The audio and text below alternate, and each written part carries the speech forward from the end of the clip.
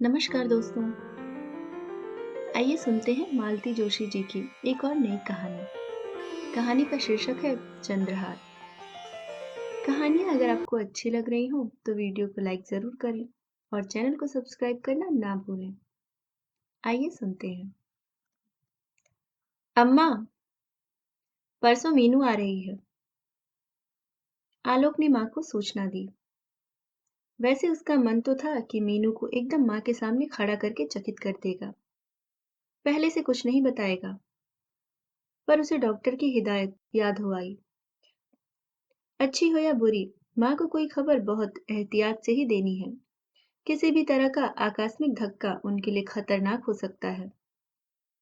उसने तो सोचा था कि मीनू के आगमन की सूचना पाते ही अम्मा का चेहरा खुशी से खिल उठेगा, पर माँ वैसी ही जड़वत बैठी रही।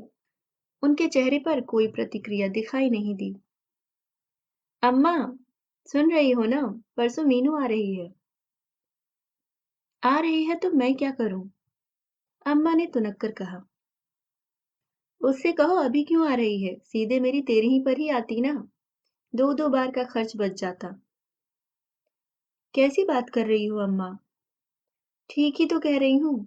जब मैं मरने की कगार पर थी, तब आते नहीं बना। सोचा होगा एक बार निबट जाने दो, फिर इकट्ठा ही जाऊंगी। पर मैं ऐसी बेशरम की मौत के मुंह से भी सही सलामत लौट ही आई। सही सलामत तो तुम्हें लौटना ही था अम्मा। ये ऑपरेशन तुम्हारी सलामती के लिए ही तो किया था।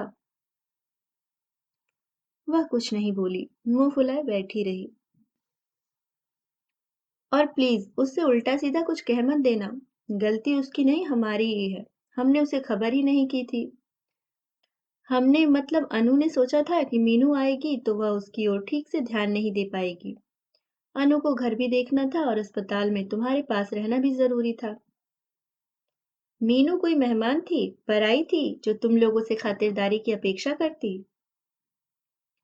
और इतनी अक्ल तो उसे भी है, बल्कि उसके आने से सहारा ही हो जाता। वह अस्पताल में मुझे देख लेती, बहू को भी थोड़ा आराम हो जाता। अम्मा, वो हमने सोचा। क्या सोचा तुमने? अरे इतना खतरनाक ऑपरेशन था, मैं मर भी सकती थी। फिर वह लड़की तुम्हें जिंदगी भर माफ नहीं करती। मरती क्यों तुम? यह ऑपरेशन क्या तुम्हें मारने के लिए किया था? बल्कि अब तो तुम्हारी जिंदगी 10-5 साल बढ़ गई है। और सोचो, उस समय हड़बड़ी में दौड़कर आती तो वहां संजीव और बच्चे कितना परेशान होते। उसका भी मन बटा हुआ रहता। अब उसने अपनी सास को वहां बुलवा लिया है। अब वह इत्मीनान से तुम्हारे पास रह सकेगी। इसके बाद वह कुछ नहीं बोली। वैसे भी उत्तेजना के मारे उन्हें थकान सी हो गई थी। वह धीरे से लेट गई। आलोक चुपचाप उठकर बाहर चला गया। आलोक को कैसे बताती कि ये पिछले कुछ दिन उन्होंने कितनी बेचैनी से, बेहाली से काटे हैं। खासकर अस्पताल वाले दिन। रोज रात को सोते समय सोचती, सुबह जरूर मीनू को देखेंगी।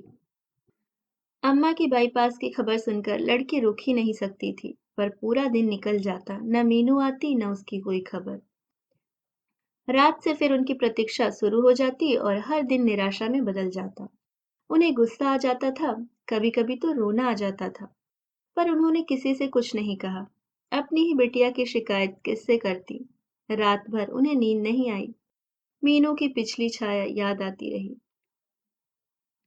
उस बार ननद की शादी में आई थी, सारे दिन ससुराल में ही बीत गए। जाने से पहले 2 दिन के लिए वे लोग उनके पास आए थे। उस दिन आलोक ने पिक्चर का प्रोग्राम बना लिया था, पर मीनू नहीं गई। बोली, भैया मैं उतनी देर अम्मा के पास और बैठ लूंगी। अनुपमा भी नहीं गई।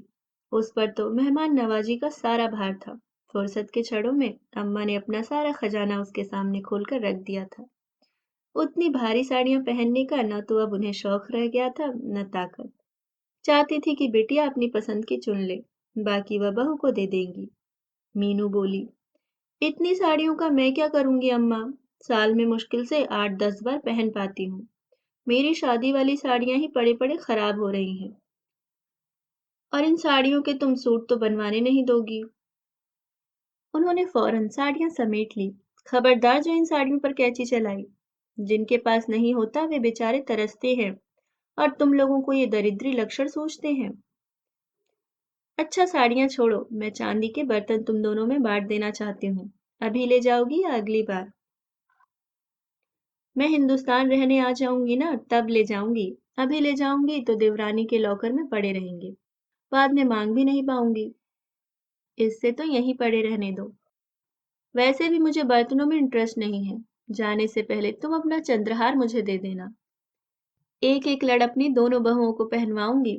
एक मैं पहनूंगी। तुम्हारा आशीर्वाद हमेशा हमारे साथ रहेगा। सुबह कहना था ना निकलवा लाते।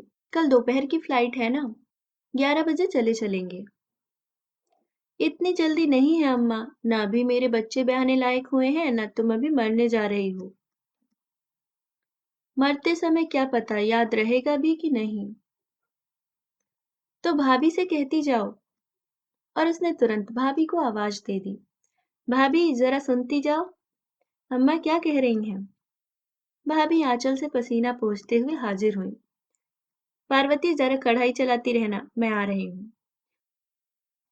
फिर मीनू से बोली, बोलो, क्या कह रही थी? मैं नहीं, अम्मा कह रही हैं। भाभी ने अब अम्मा की ओर देखा। वह सकपका गईं। धीरे से बोली, मैं मर जाऊं तो मेरा चंद्रहार इसे दे देना। तो अपने हाथ से दे दीजिए ना। मरने का इंतजार क्यों करती हैं? मैं जाऊं, मेरी कढ़ाई जल रही है। बाद में पार्वती ने बताया कि बहू जी बड़बड़ा रही थी कि सेवा करने के लिए हम हैं और मेवा लूटने के लिए बिटिया रानी। मजाक में ही सही, बेटी ने एक इच्छा प्रकट की थी तो अम्मा जी ने निश्चय कर लिया था कि अपनी लाडली की इच्छा का मान जरूर रखेंगी। ऑपरेशन की तारीख तय होते ही वह बैंक गई थी और हार निकाल लाई थी। मन हुआ कि बहू से कह दें कि ऑपरेशन के दौरान उन्हें कुछ हो जाए तो मीनू को उसकी सौगात दे दें। पर बहू की उस दिन की बात याद करके हिम्मत नहीं पड़ी थी। सब कुछ उन्होंने भाग्य के भरोसे, ईश्वर के भरोसे छोड़ दिया था और ईश्वर उन्हें अपने घर में लौटा लाए थे। अब वह अपने हाथ से बेटी को उसकी थाती सौंप सकेंगी। शाम को बहू चाय देने आई तो उन्होंने पूछा, मेरी अलमारी की चाबी तुम्हारे पास है ना? हाँ, क्यों? सोच रही थी बैठे बैठे जरा ठीक कर लेती। अम्मा जी अभी आपकी तबीयत उतनी ठीक नहीं हुई है। बेकार में एग्जॉस्ट मत कीजिए। पहली फुर्सत में मैं ही ठीक कर दूंगी। अरे, मैं कोई पूरी थोड़े ही खंगालूंगी। बस बिट्टी के लिए खाना खाली करना है। सो पार्वती की मदद से कर लूंगी। पर गेस्ट रूम में अलमारी है तो? नहीं, बिट्टी इस बार अकेली आ रही है, मेरे पास ही रहेगी। उन्होंने दृढ़ता से कहा। फिर बहू कुछ नहीं बोली। दूसरे दिन उन्होंने फिर याद दिलाया, पर इस बार बहाना दूसरा था। अरे, ऑपरेशन से पहले चेन, चूड़ियां, टॉप सब उतारवा कर रख दिया था ना। सोचती हूँ मीनू के आने से पहले पहन लूं। जवाब में बहू छन्न से चाबियां पटक कर चली गई थी। बाद में पार्वती ने बताया कि बहू जी बुदबुदा रही थी कि ठीक से खड़ा भी नहीं हुआ जा रहा है और चाबी में प्राण अटके हैं। पार्वती से मिली ऐसी सूचनाएं मन को उद्विग्न करती रहती हैं। मीनू के लिए खाना खाली करने के बहाने उन्होंने सारी अलमारी खाली कर दी। कपड़ों का वह ढेर एक कोने में सरकाकर पार्वती को तरतीब से समेटने के लिए बिठा दिया। ऑपरेशन के लिए जाने से पहले उन्होंने रोज पहनने की सारी चीजें उतारकर एक रुमाल में बांध दी थी। वह रुमाल यथावत रखा मिल गया। उसे परे रखकर उन्होंने दोबारा भीतर तक हाथ डालकर टटोला। बैंक के कागज पत्तर थे। खास खास अवसरों पर निकलने वाले पूजा के बर्तन थे। पाउच में रखी हुई दर्जन भर अंगूठियां और टॉप्स थे।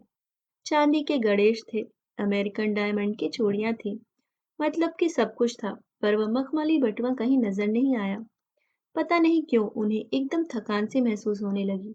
उन्होंने लॉकर बंद किया और रुमाल की पोटली को मुट्ठी में दबाकर लेट गईं। उन चीजों को पहनने का भी उत्साह नहीं रहा। मीनू के आने के बाद 2-3 दिन फुर्र से कैसे उड़ गए पता ही नहीं चला। मम्मी को ठीक ठाक देखकर वह भी खुश थी और भैया भाभी को उस पर प्यार बरसाते देख मीनू की अम्मा भी खुश थी। रात को जब घर भर सो गया तो उन्होंने मीनू से कहा, मिट्टी मेरा एक काम करेगी? पानी चाहिए या दूध गर्म कर दूं? नहीं, वह तो सब थर्मस में रखा हुआ है। तू एक बार मेरा लॉकर खंगाल दे। एक चीज नहीं मिल रही और मुझसे वहां ज्यादा देर खड़ा नहीं हुआ जाता। मीनू ने दरवाजा बंद किया और लॉकर का पूरा सामान चादर पर सजा दिया। देख लो अम्मा, क्या चाहिए बता दो, अलग से रख दूंगी। उन्होंने पहले ही देख रखा था, फिर भी एक सरसरी निगाह सब चीजों पर डाल दी और सिर हिला दिया। मीनू ने सारा सामान उठाकर तरतीब से वापस रख दिया, लॉकर बंद किया और पलंग पर बैठकर बोली, कौन सी चीज नहीं मिल रही है? चंद्रहार। अस्पताल जाने से पहले बैंक से लाकर लॉकर में रखा था कि तुम्हें दूंगी, पर वही गायब है। कमाल करती हो अम्मा। अस्पताल जाने से पहले तो तुम्हें यह सारा सामान भी बैंक में रखवा देना था। 7-8 दिन तक घर तो एक तरह से सूना ही रहा होगा ना। चोर अगर आता तो उसकी तो चांदी हो जाती। चाबी किसके पास थी? तेरी भाभी के पास। हो सकता है उन्होंने संभाल कर कहीं उठाकर रख दिया हो। पूछ कर देख लो। ना बाबा, ऐसा महाभारत मचाएगी कि बस। उसकी आदत तुम जानती हो। उस दिन चाबियां ही मांग ली थी तो ऐसा ताव खा गई कि क्या बताऊं। तो फिर अब उस बात को मन से निकाल दो और सो जाओ।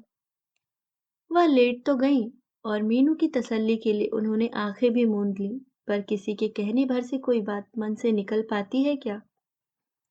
लेटे लेटे मीनू को अचानक कुछ याद आ गया। अम्मा, तुम्हारे लॉकर से वह लाल रेशम की थैली जिसमें तुम बाबूजी की चिट्ठियां रखा करती थी, गायब है। हे भगवान! वह एकदम उठ बैठी। बिट्टी, वह बड़े वाला सफेद संदूक खोल तो। हे भगवान! इतनी रात को, मीनू ने याचना के स्वर में कहा, पर अम्मा उसकी ओर बड़ी आशा से देख रही थी। उठना ही पड़ा। कोने में रखे उस संदूक को खोलना आसान काम नहीं था। उस पर दुनिया भर का कबाड़ रखा हुआ था। संदूक में भी अल्लम गल्लम सामान ही था। पुराने ढेर सारे एल्बम्स, खानदान के ग्रुप फोटो, बाबूजी को यहाँ वहां से मिले मानपत्र, सर्टिफिकेट्स, मेडल्स, शादी के कार्ड्स, परिवार भर की जन्म कुंडलियां। एक पूरा संसार बंद था। एक पूरा संसार बंद था उसमें, जिसे अम्मा ने जतन से सहेज कर रखा था। उसी सामान को उलटते पलटते वह रेशमी थैली हाथ आ गई। वह कुछ सोचती इससे पहले ही अम्मा ने झपटकर उसके हाथ से ले ली और अधीरता से डोरियां सरकाई और उसमें से वह जामुनी मखमली पाउच निकल आया। उसे माथे से छुआते उन्होंने कहा, शुक्र है भगवान का, मिल तो गया। चल, अब मिल गया है तो चुपचाप रख ले। मेरी एक चिंता दूर हुई। उन्होंने जैसे ही पाउच आगे बढ़ाया, मीनू ने एक झटके से हाथ हटा लिया, जैसे उसे बिजली का करंट लग गया हो। नहीं अम्मा, अब मैं यह हार नहीं लूंगी। क्यों? मेरी चीज है, मैं दे रही हूँ। हाँ, पर इस हार को लेकर तुम पता नहीं क्या क्या सोच गई थी। तुमने तो भाभी को भी कटघरे में खड़ा कर दिया था। कल को भाभी भी ऐसा कर सकती हैं। भाभी तो यही सोचेंगी कि यह चीज 3 साल पहले ही तुमने मुझे दे दी होगी और किसी को बताया तक नहीं। वह तो सोचेंगी कि इस तरह तुमने और भी बहुत कुछ दिया होगा, जिसका उन्हें पता नहीं है। तुमने तो अपना शक किसी पर जाहिर नहीं किया, पर भाभी को तो जानती हो। वह तो पूरी दुनिया में ब्रॉडकास्ट कर देंगी। मैं तो शर्म के मारे भैया के सामने खड़ी भी ना हो सकूंगी। इसमें शर्म की क्या बात है? क्या मुझे इतना भी हक नहीं है? अम्मा, तुम्हारे हक से भी महत्वपूर्ण है भैया भाभी का विश्वास, जो मैं तोड़ना नहीं चाहती। रिश्ते नाजुक होते हैं अम्मा, दर्पण की तरह। एक बार दरक गए तो किसी मतलब के नहीं रहते। और मैं इन रिश्तों को सहेजना चाहती हूँ। मैं चाहती हूँ कि तुम्हारे जाने के बाद भी इस घर में मेरा दाना पानी बना रहे। मैं जब जब भारत आऊं, इस घर के दरवाजे मुझे खुले मिले, ताकि मैं तुम्हारी यादों को फिर से जी सकूं। कल को मेरे बच्चों की शादियां हो तो मैं हक के साथ भात मांगने आ सकूं। ये मेरे पीहर की देहरी है अम्मा, मेरे लिए किसी भी हार से ज्यादा कीमती है। प्लीज, इसे मुझसे मत छीनो। और यह बात कहते कहते मीनू का गला भर आया, आंखें छलछला आईं। अम्मा ने आगे बढ़कर उसे गले से लगा लिया और उसकी पीठ पर हाथ फेरते हुए बोली, अरे वाह, मेरी लाडो तो मुझसे भी ज्यादा समझदार हो गई है। और यह कहते हुए उनकी भी आवाज भीग गई थी।